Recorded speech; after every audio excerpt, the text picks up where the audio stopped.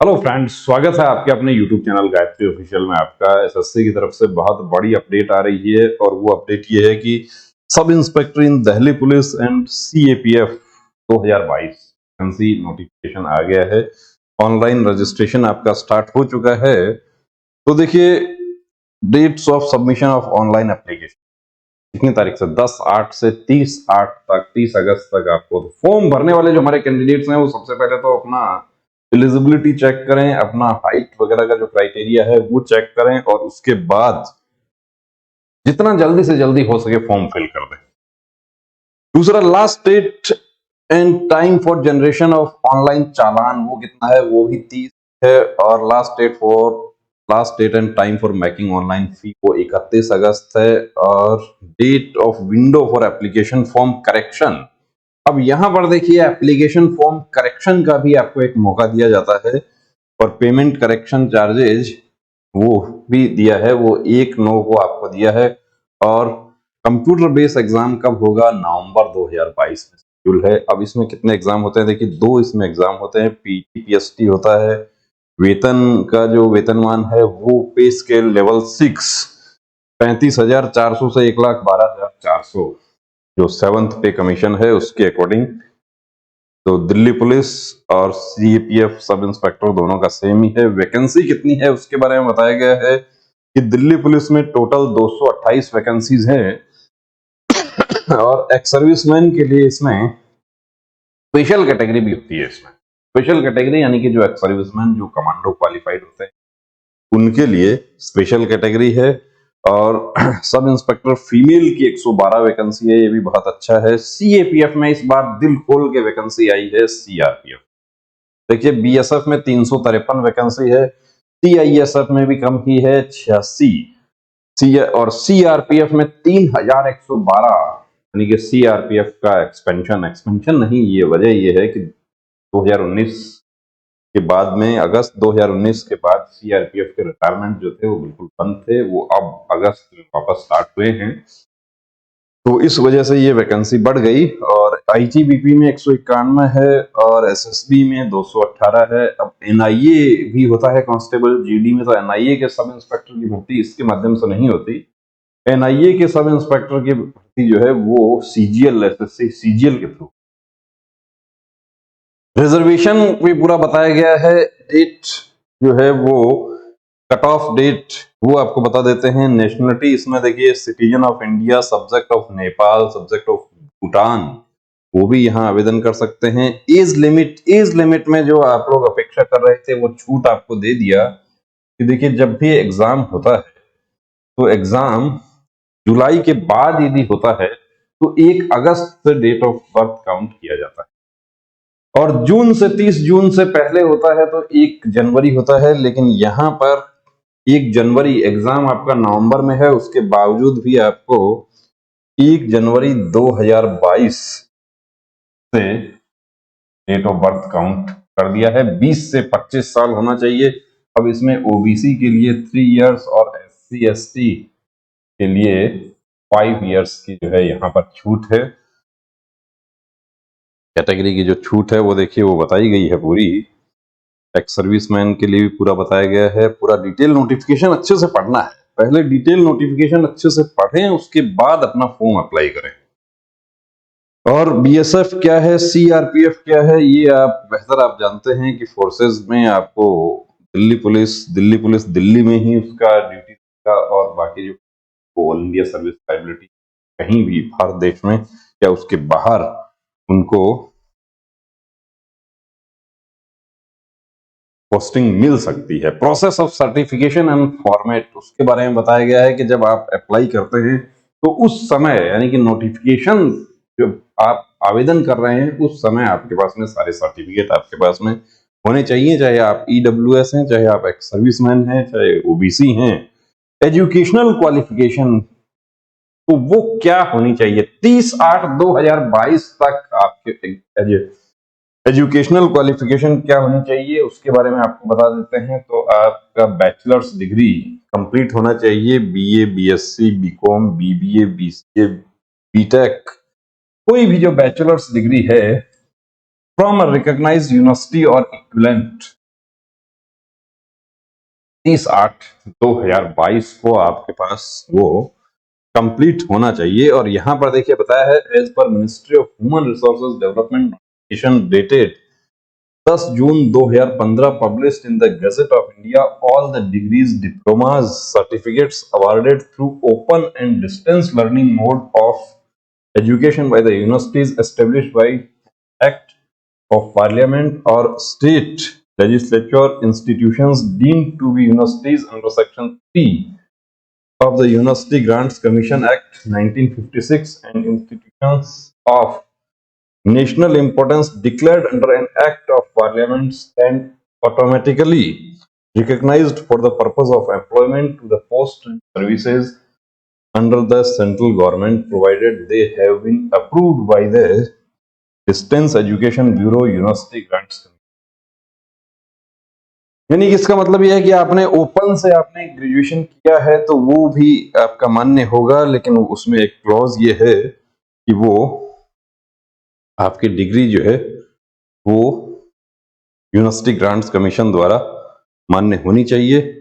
दूसरा आपको यहाँ पे दिखा देते हैं एजुकेशन क्वालिफिकेशन। देखिए पूरा जो है प्रोविजनल डिग्री वगैरह, diploma certificate age proof having earned the minimum educational qualification on or before 30 August 30 अगस्त 2022 से पहले का आपके पास होना चाहिए।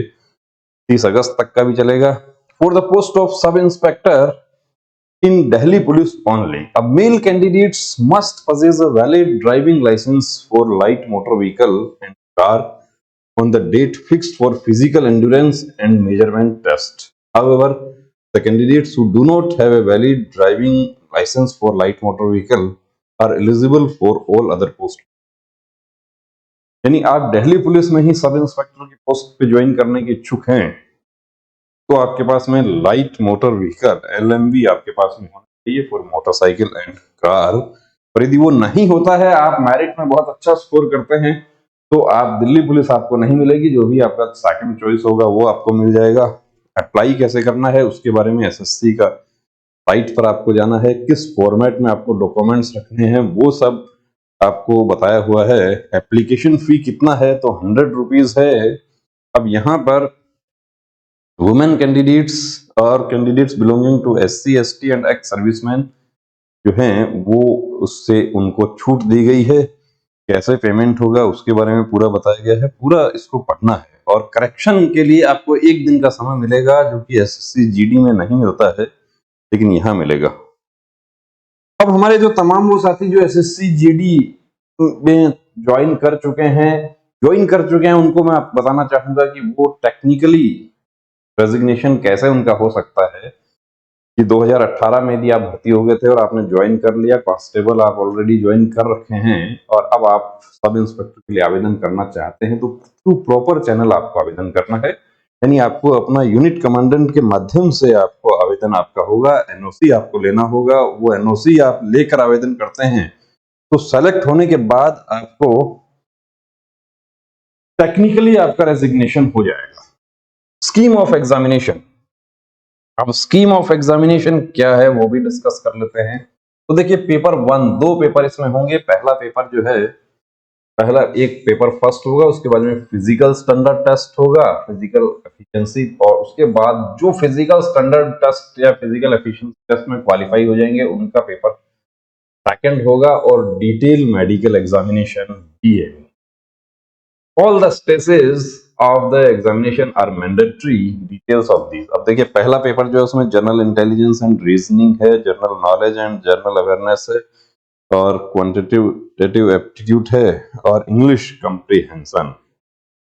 तो फर्स्ट पेपर ये हो गया आपका, 200 नंबर का होगा, 2 घंटे का। उसके बाद पेपर सेकंड जो है वो भी 200 का ही होगा, 2 घंटे का।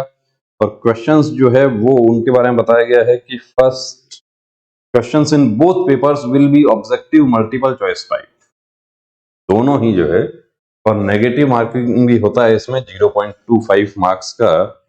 Marks secured by the candidate in computer based examination will be normalised, normalisation के बारे में बताया गया है। टेंटेटिव आंसर की कब आएगा वो बताया गया है। NCC यदि आपके पास में है तो ये देखिए NCC का बोनस मार्क्स भी यहाँ पर लागू है।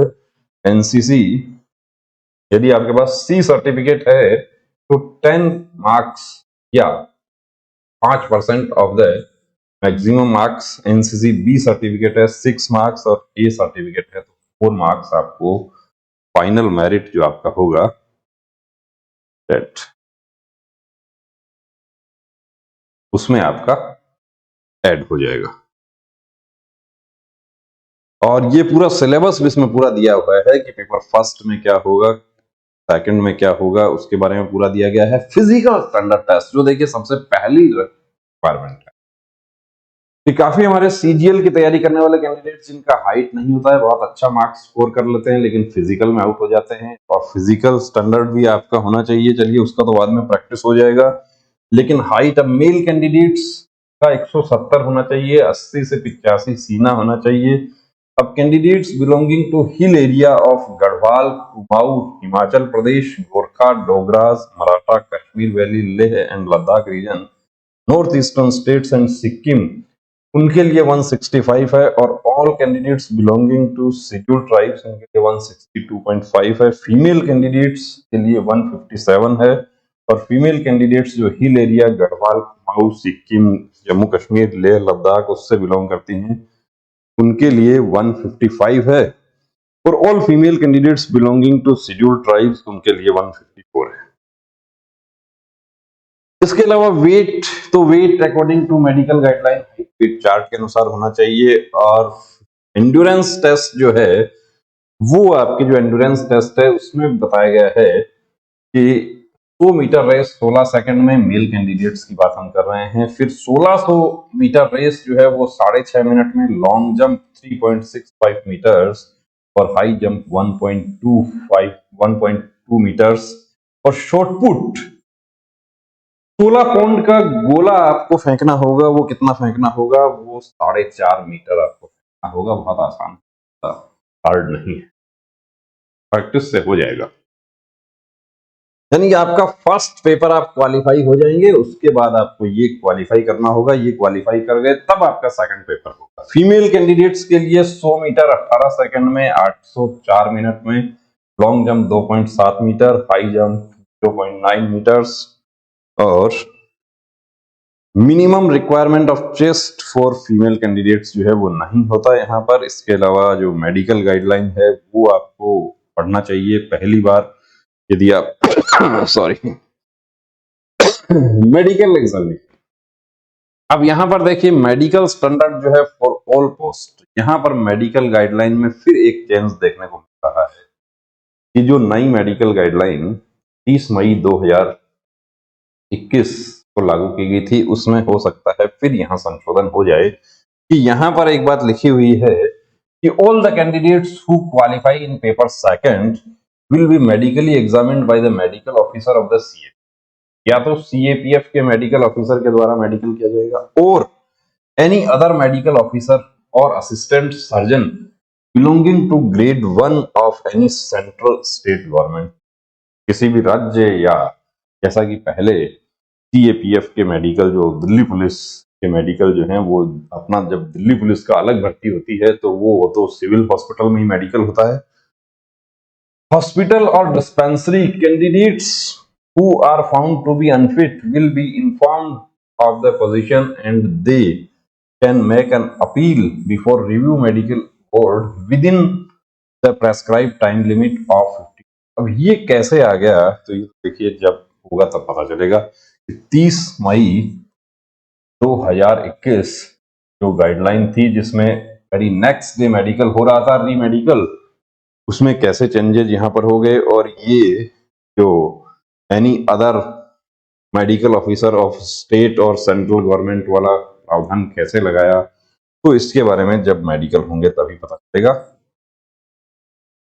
Decision of re medical board, review medical board will final and no appeal presentation against the decision of the re medical board. ये पहले से भी लिखा रहता था लेकिन ये नया चीज हमें देखने को मिला, तो ये एसएससी जीडी में ऐसा नहीं है। एसएससी जीडी में तो साफ लिखा हुआ है। आई साइट के बारे में बताया गया है। आई साइट आपका कितना होना चाहिए, मास्टर आई 6/6 होना चाहिए। यदि आप राइट हैंड से काम करते हैं राइट आई मास्टर आई है, और लेफ्ट आपका 6/9 तक भी चल सकता है। इसके अलावा knock knee, flat foot, varicose vein और स्क्विंट, ये सब बहुत सारे पॉइंट्स हैं ऐसे। और कलर परसेप्शन के बारे में कहा है कि they should possess high colour vision. यहाँ पर कलर परसेप्शन आपका 3, 4, 2 ऐसा कुछ नहीं लिखा। They must be in good mental and bodily health and free from any physical defect likely to interfere with the efficient performance of the duty.